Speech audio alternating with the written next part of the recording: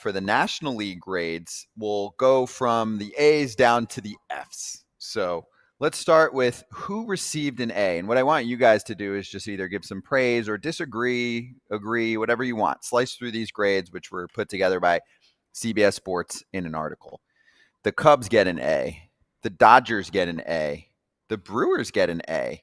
The Phillies grab an A. The San Francisco Giants get an A. They were very, very gracious with their A's. And then there's one A- to the New York Mets. Anything you definitely like or don't like there? I mean, I got the standings up in front of me that I'm looking at too, just to kind of go off with. I'm like that kind of seems pretty straightforward. Really? Like Milwaukee gets an A? I don't know. I mean, they're good, but like, what? I might move the Mets up to a straight A. They got the 10-game I would agree with that. Injuries. Mm-hmm. There should be no minus on that one. I think Milwaukee, maybe you switch those. Maybe you get the minus on the Milwaukee side then. Yeah. Is that where you're going with that one, Scotty?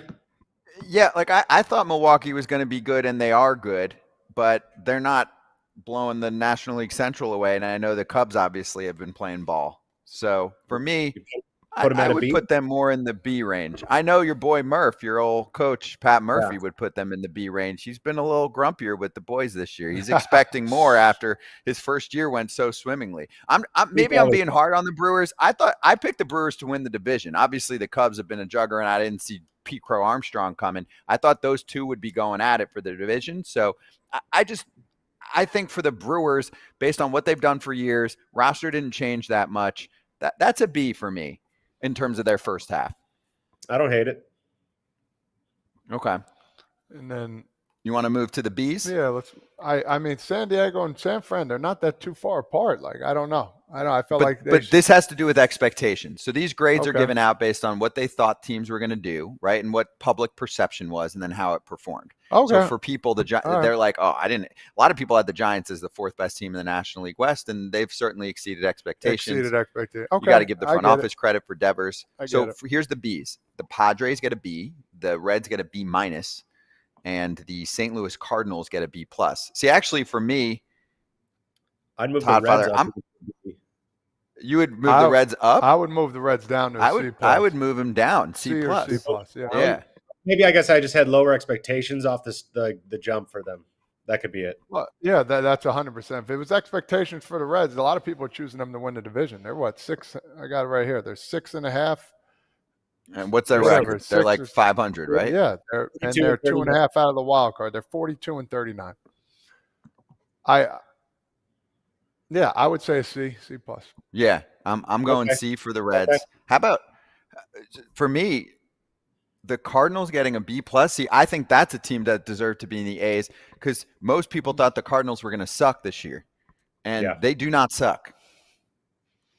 You're right. They're only one game out of the wild card too. So if we're giving San Francisco an A, right, there's a little bit of gracious grading here, Kip. The Cardinals were supposed to be worse than the Giants, according to many.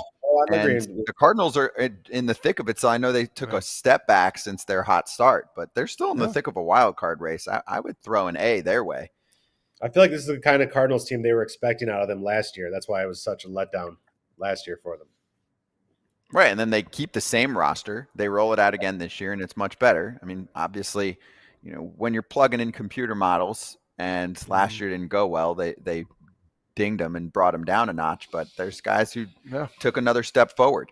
So there's your list on the A's and the B's. And let's start to get to the crap. So here's your C's, okay? And one team for me stands out in this group. All three of them do for me.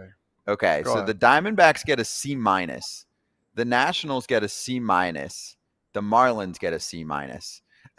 They all should be lower. They all should be lower? The Diamondbacks are in the wild card race, and they don't have half their pitching staff anymore. The Diamondbacks are 3 games out. Of a wild card? I don't think they're making it. I don't think I know, but we're not predicting. You're talking about expectations. The expectations, they should be one of the top teams in that division. You're right. I would give the Nationals struggle bus.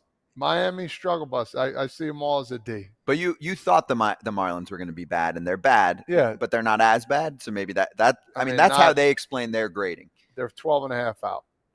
9 of a wild card. 11 games under 500. Yeah. No, wild card? No. They are 9.5. Pretty much the same. Right. So to me, okay. C- I can see. The Nationals were supposed to be a little bit better than this, and they're in a similar spot. No? Yeah, no, they're right there too. The Nationals are 11.5 games out, so they're actually behind that. That's a D for me. All 3 D. This is off expectations. Yes, like what you thought of these teams going into the season. Like, I'll give you the perfect example. What CBS Sports thought. Right. What CBS Sports thought. But Kip, yesterday when we did the AL, the White Sox got like a B or a B minus because they were like, we thought you get rid of Crochet, they might be even worse, and they're bad, but they're not the worst team ever. That's what I'm going to say. Where it's like, is Colorado and Pittsburgh like C's because they're exactly where we thought they might be, kind of. Yeah, you're right. That makes sense. Well, they are meeting that's the end of it. Yeah. Okay. So do you have any problems though? Arizona, Washington, Miami, and then I'll get to the 3 Fs here. I'm with Todd a little bit. I think Arizona could be almost a D just because you have such high hopes coming off. What was the World Series last year? 2 years ago, but yes, I mean, excuse me. Last year though, 89 wins, and then they add they add Corbin Burns. But here's the thing. Scott tying the Diamondbacks. What? I'm just saying. I mean. I guess injury does factor in here. Don't you have them going to the World Series? I had them going. Yeah, I'm screwed. But Burns gets hurt. Justin Martinez is out for the year. I mean, they've lost half their staff. But it's fair. Like Gallen is not Gallen for the first half of the season. So there's some of that going on with the pitching staff. Well, if you're a normal human, you can't speak English to your pup. But what you can do to understand what they love, which is Spot and Tango on Kibble, is to see how they react when you put the unkibble in the bowl. And my pup, Penelope, loves it. So does Bella. Well, Bella speaks Spanish, so she says, muy bien. I love this stuff. She says, wow, Dad, thanks for creating a custom plan based on my age, weight, breed, and activity level. You nailed it. And also, it's made with 100% whole fresh ingredients like real USDA meats, fruits, and veggies, but it's 40% less expensive than frozen food. So upgrade your pet's bowl with Spot and Tango Unkibble. And for a limited time, go to spotandtango.com/foul and use code FOUL for 50% off your first order. That's spotandtango.com/foul, code FOUL to get 50% off your first order. Here's your Fs. Ready? Atlanta, Colorado, Pittsburgh.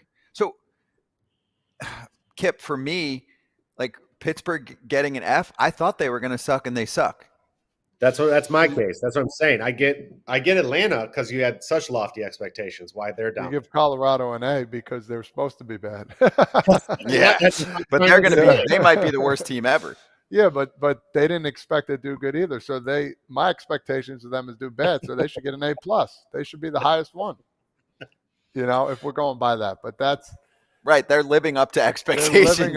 They're exceeding expectations in terms of how bad they are. Give them 101. Yes, out of 100. What about the other two? Atlanta F because where they're supposed to be, and Pittsburgh should be in the middle of the pack, C-. Yeah, see, there you go. That's a big grade difference, though. Yeah. They're getting an F. I was going to say either a D or a C- for me. We didn't expect them to be there. Not nobody, but most people aren't expecting. Paul Skeens doesn't pitch every day. No, he does not. And yeah, you just need a team to try every day too, and they don't even have that. It looks like.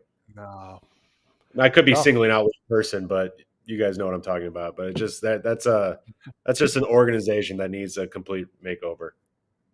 Now, how would you feel if you've been on a team, Kip, for 5-6 years that has not been competitive the entire time period? Doesn't it start to become the norm where you're showing up to work in a different way, if that makes sense? Obviously, you're playing for your stats and for your contract and for your quote for your team, but it's not a sufficient roster. It's been like that for a long time now, and there's no buy-in from the front office.